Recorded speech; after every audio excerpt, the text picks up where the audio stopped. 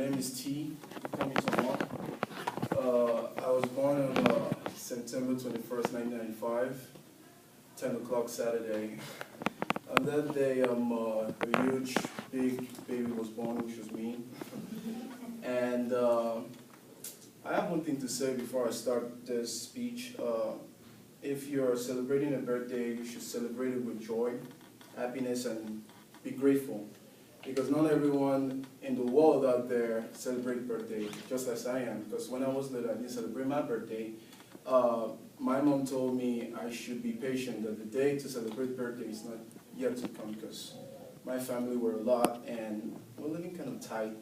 But I celebrated my first birthday at the age of 15. It was a huge party, and like everyone was happy.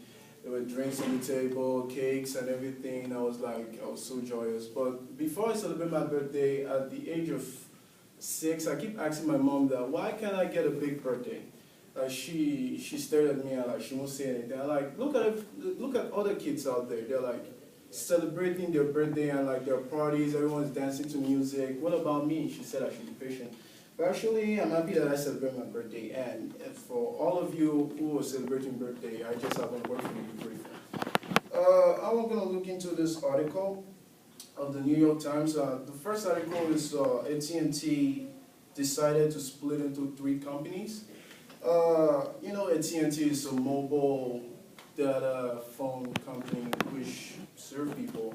And they decided to separate it into 3 companies. On that day, they decided to separate it into 3 companies. They gave 8,500 job vacancy for people out there in the world. So there were a lot of job vacancy for everyone to go work or something. And the second article I'd like to say about is the scrambling of sex shows with law. Actually, there was this judge. He filed a lawsuit against a certain movie company about the sexually explicit show they were showing in the program. But the judge wasn't successful to block it because, I don't know, everyone out there was sexual. I'm trying to say.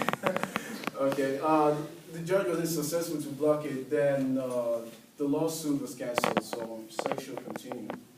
Voila. Then the third article was an argument between these 2 countries, which was Egypt and Israel. The Egyptians were blaming the Israelites for the killing of prisoners of war, and there was this certain argument between these 2 countries, but I didn't get any main information about it. It was just argument about people who they killed and people who they didn't kill, which I didn't know about. Then lastly, I'd like to say about an article I got from my country newspaper, which was The Sun.